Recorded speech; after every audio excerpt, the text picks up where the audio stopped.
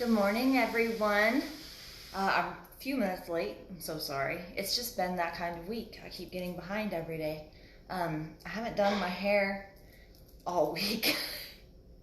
That's okay. Having my green tea this morning. I'm enjoying the caffeine. I was out of green tea for like a week, and I don't know if you know me very well. I'm kind of lazy. If I don't have to go to the store, I don't go to the store. So I didn't go to the store to get more green tea, and so this is the first time I've had caffeine in almost a week. So I'm very excited to have my caffeine back. So green tea this morning. So yeah, gonna be probably a little chatty this morning. Today, just update on everything going for us. I feel like I finally detoxed from Thanksgiving. I don't know about y'all, but I swear every time I go and eat something, it takes like a week to get the cravings and the constant feeling of hunger just gone. I was still pretty hungry yesterday, but not bad, and I feel like I'm doing better today. So if you're in that boat where, you know, Thanksgiving, it's now triggered all your cravings and you're hungry all the time, it's okay. Like, it's normal. It's where most of us are at right now. It's where I'm at right now. But finally, I'm getting that all out of my system, and I don't feel so very hungry anymore. But that's going well. So with the autoimmune going well, like I said, I had to detox from all that. But, you know, you just have to do what you have to do and keep going and keep telling yourself and reminding yourself why you're doing this. And that goes for all things in life. Why are we doing this? What I did want to talk about today, though, is something that really hits home for me. I want to talk about binge eating, and I know that's not a thing for everyone, but it is a thing for quite a few people, and it's a topic that's brought up a lot. I usually see two extremes in clients. We have those that don't eat ever. They don't eat anywhere near enough food. And then we have maybe those same people who don't eat enough, and then they end up binging on a daily basis.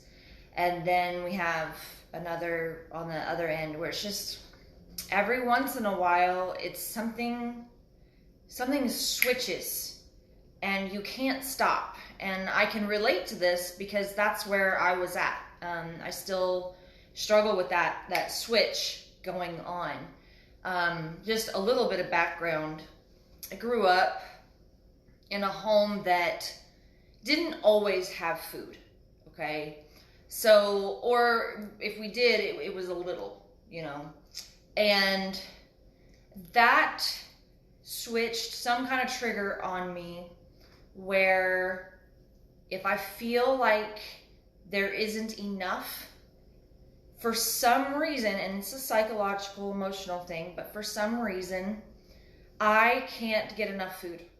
I can't stop eating. I'm hungry, I'm starving, and it's all I can think about, and I have to eat everything, okay? So that's one of my triggers. I have multiple binge eating triggers. Focusing on my weight will do it as well. When I was growing up, teenager, middle school through high school, I was anorexic. Because all of a sudden, you know, it hit and I got curves and I didn't like them. And so I just decided to not eat. And so for several years I didn't eat. I was very small, very, very underweight, but just didn't eat. And so getting over that and going to the extreme opposite on that, now if I focus too much on my weight, or if I sit and think about body image too much, that'll actually trigger a binge eating as well because of that anxiety and all that is brought up. And maybe I'll try to just not eat for a little while. In the past, in my yo-yo dieting history, would just not eat, and then that would cause my blood sugars to drop, and then that's a physical reason for binge eating is your blood sugars drop way too low, and your body sends all the signals that you need food and you need food now, and it has turned off hormonally. I'll try not to get into science too much, but hormonally, there's a hormone that tells you when you're full, and that is turned off at that point. And so you don't ever feel full, hence the binge eating. So there's all sorts of triggers. My cat is playing with a toy, sorry.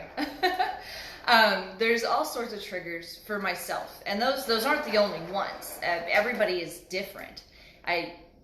My triggers might not be anywhere near what your triggers are for that. But those are just some of mine to let you know that it's something I understand and that I have dealt with. Both extremes between binge eating and anorexia. Unfortunately, my body has been through the ringer with it all.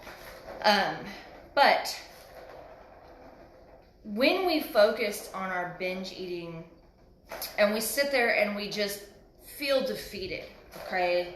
I remember it's almost like you black out and you eat everything, and then when you come to, you're just in shock at what you just did. All of a sudden your hormones and everything work, and now you realize just how full you are. And it's extreme. You feel miserable, you feel sick, and then the guilt. The guilt is immense, okay? And that guilt can last days, weeks. And most of the time that guilt just triggers another episode, okay? So it is hard. And I get you. I understand how hard that is, okay? And so I want to talk to you a little bit about what you can do to help with that, okay? And like I said, it's different for everyone, and it's nice to work with someone on that to kind of help you go through all the possible things. But some things that you can do to help you to start working on that binge eating. One, first and foremost, make sure that you are eating regularly through the day. So that way maybe your binge eating is a physical response where all those hormones have been shut off and your body is in panic mode and it says eat and eat everything now. Okay, so first check that. That might be the issue. However, if it's another issue, we have to discover the trigger, okay? So what I suggest is getting a piece of paper, and every time that you have a binge eating episode is you need to think long and hard. And I know it's hard, you're in the guilt mode, okay? But try not to look at it in guilt mode. Try to look at it like a scientist, okay? Throw the guilt away, put it aside for just a minute, okay? And scientifically, objectively look at what happened, okay? What happened right before, okay? So write down all the things that were happening that day. Mentally, emotionally, physically, okay? What was around you? What was in your environment, okay? All the things, as much as you possibly can think of, which is why it's important to do this like right after the session, the binge eating session, okay? So that way you can remember as much as possible, okay? Write all the things that happened before, all right? Write all the things that happened during. What did you eat? Okay, what was going on while you ate? Okay, what were you doing while you ate? Were you watching TV? Were you working? Were you studying? What were you doing? Okay, so you're writing down what you ate, you're writing down what you did, write down how you felt, okay? Because, emotional eating is a thing, okay? Write down how it made you feel during the eating session, which is obviously different from after, okay? Then you need to think about what happened after, okay? What happened? Where were you? How did you feel? All the things, okay? And then you take that, and if you have a coach, great, take that to your coach as well. That's why they're there. You take that and you look at it you reflect upon it, okay? And you try to see what the triggers were, okay? You might not see it the first time, okay? You might have to go through a couple of sessions where you notice a pattern, okay?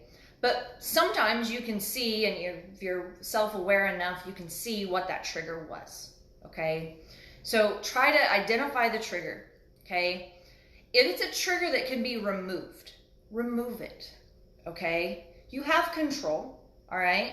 I know a lot of times you're like, no, it's my family and they need to have that and that. No, if it's dangerous to your health, it's okay.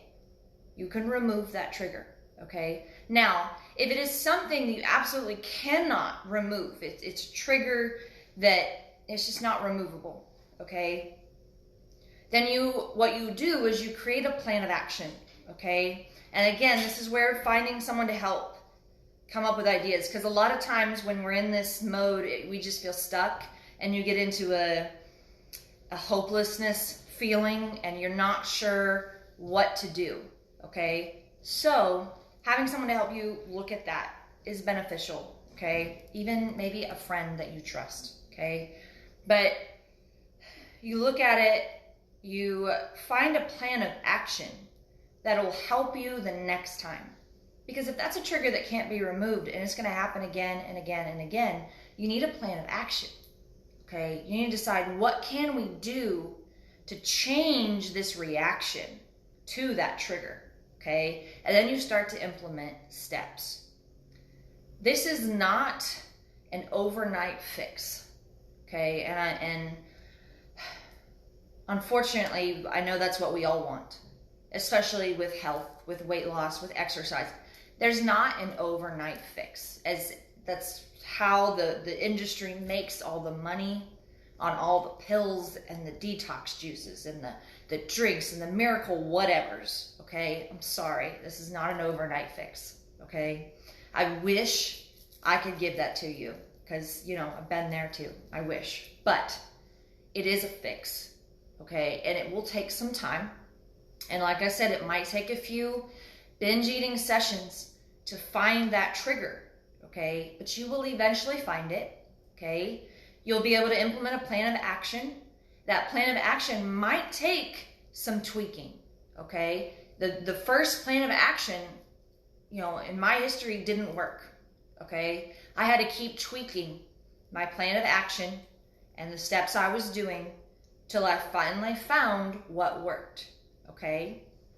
And, you know, if another trigger happens, that's fine. You just do the same thing, okay? And eventually, over time, if you're patient and you keep that objective, scientific, data gathering mindset, over time, you will be able to defeat this, okay? That's what I do as a nutritional coach, okay? I don't just tell you what to eat. I do that, yes. But the great thing about having a nutritional coach rather than just a nutritionist is I walk with you through all of that, okay? So if you struggle with binge eating, I coach you through that, and I'm with you, and we look at all the data, we look at the things, and we help you create a plan of action, okay? If you have the opposite issue, you don't eat enough, again, that's what I'm here for. I coach you through all that, help you work up to the point where you are eating enough, okay? And all other types of issues, or you just need that motivation to keep going, or that accountability, okay? So that's what I do. That's my passion. Obviously, as you've seen, it's my passion because I have a long history of binge eating, emotional, psychological issues with food, anorexia, autoimmune. Like, it's where God has placed me. And I believe that with all my heart, that the reason I've gone through a lot of this is so that way I can serve others who go through it, and I can help them too. So that's what I do. That's what I love doing. And I honestly love just helping people with that. So if you're in a position where you're struggling with any kind of issue, I would love to help you out. Just message me, okay? There's no obligation. even if you just want one little tip, happy to help you with that, okay? Yeah, so I'm here for you if you need me. Totally get it, I understand. I hope that this session on what to do in case of binge eating helps you out. I challenge you to try it next time rather than feel guilty and terrible about yourself. Give it a shot, okay? I hope it helps. I love you all. Bless you all. You have a great day.